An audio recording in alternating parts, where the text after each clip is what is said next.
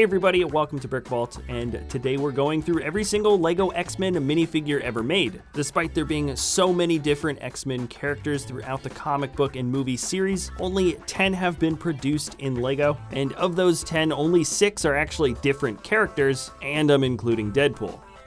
Well, it's my collection and I can include whoever I like, so anyways, we're going to be going through this group chronologically from when they were released, how much these guys are worth, and what sets they came out in. So, starting right off in 2012, when LEGO really started running with Marvel and DC licensed figs, the first 3 X-Men all came out in the set Wolverine's Chopper Showdown. That is Deadpool, Wolverine, and Magneto. So anyways, not to play favorites, let's take a closer look at Wolverine first. The detailing on his body is pretty close to what you're used to seeing him as portrayed, well, in the comics, with the yellow spandex. Those are some blue highlights on the side, and some nice detailing on the back of him to show that his mask is just a hood that's been pulled back for the time being. His probably most distinctive feature is the pointed hairpiece, which is, up until this point, only ever been used for villains, and the claws he's got in his hands are the first time that piece was ever molded. This set has become somewhat of an icon, and all the figs from it are pretty collectible at this point, so Wolverine, brand new, is going to be a minimum of $16, but I see most vendors trying to sell them anywhere between $18 to $20.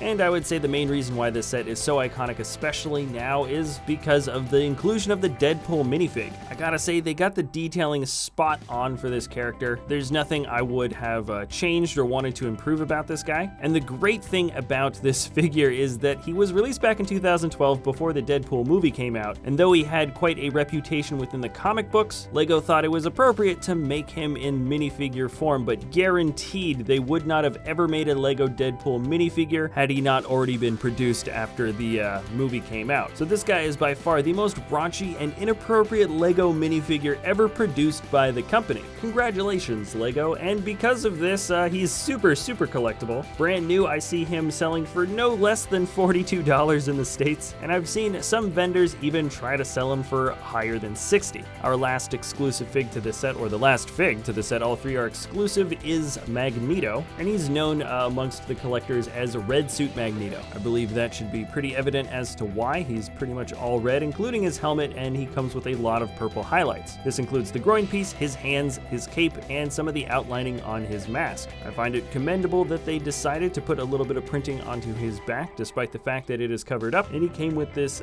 single 2x2 round plate to symbolize the disc that he flies around on. He is the least popular fig in this set, but still decently collectible, coming in at a minimum of $10. Now, before we jump up to the next year, there was actually one more minifig released in 2012, and she is not only the most rare in this collection, but she ranks among one of the most rare minifigures in the world. Here we have the Phoenix. She was released in the San Diego Comic-Con for this year, and the detailing on her body is reflective of what she looked like, I think, from the very original comic when she was first produced. All the printing on her body is absolutely exclusive. The detailing is wonderful. It doesn't feel like it was produced in a small number. It feels like they really tried to make her look as good as possible, despite the fact that she was only produced, I think, 1,500 times, possibly less. The number of her productions is unclear. But what is clear is not only are all the prints exclusive for her face and her body, but that red hairpiece is also the only time we've gotten that particular mold in the color red before. The prices of these exclusive figs, especially the San Diego Comic-Con ones, are always going up a little bit piece by piece, and so far her prices listed on eBay without the exclusive card are somewhere in the 300s, while if you want to get her complete with the card back that she was initially released with, you're going to be paying probably $500 for her. If you think that's pretty crazy, you're totally right, but I suggest checking out our San Diego Comic-Con complete collection video, because she is definitely not the most exclusive from the Comic-Con bunch. Alright, let's jump on up to 2014, where we get 4 other exclusive minifigs, all from one single set again, and that set was X-Men vs. the Sentinel. Probably one of the best cases of disproportionately sized vehicles to the actual minifigs, and come to think of it, I feel like we might have done something extra special with the Blackhawk.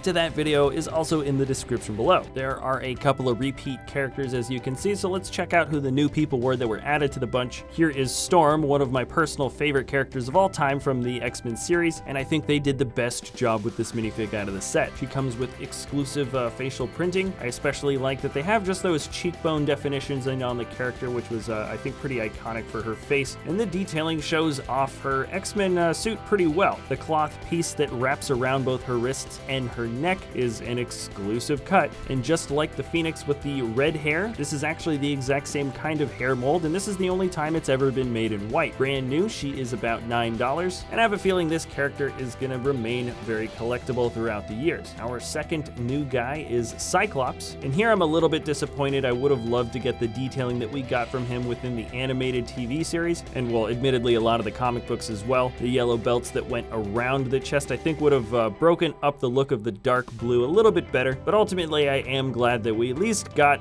another new character, because he's a bit more simplified and probably not quite as popular of a character. He is selling for around $5, and okay, now let's check out the updated Wolverine. I think the biggest difference with this guy right off the bat is that he has a special mold that actually shows the ridiculous Wolverine mask that he wore from the series. I think it's pretty befitting for his character, but they also did come with the alternate hairpiece, the same one that came from the original set from 2012. His two expressions match up equally well. The prints for his face also match up, one for the mask and one for just the regular hairpiece, and the printing on his body shows a lot more brown highlighting and none of the blue. I think people have kind of gravitated towards this fig a little bit more because of that special mask that he comes with, and I would say his minimum price right now on Bricklink is $11. Now here is Magneto again. Now remember, the original Magneto is referred to as the red suit Magneto, while this guy is referred to as dark purple Magneto. Personally, I don't like the detailing for this Magneto quite as much. It feels a little bit more simplified, but ultimately not by a huge degree. He has the exact same helmet piece, and they changed up the build for his little platform that he flies around on. And it's funny because I thought he was the least exciting of these guys from this set, and it looks like according to the prices on Bricklink that people sort of agree with me, because right now he is selling for about $3.50. And alright, looking at the collection of 8 minifigures right now, our two repeating characters are Wolverine and Magneto, so when we get to 2016 we get 2 new characters.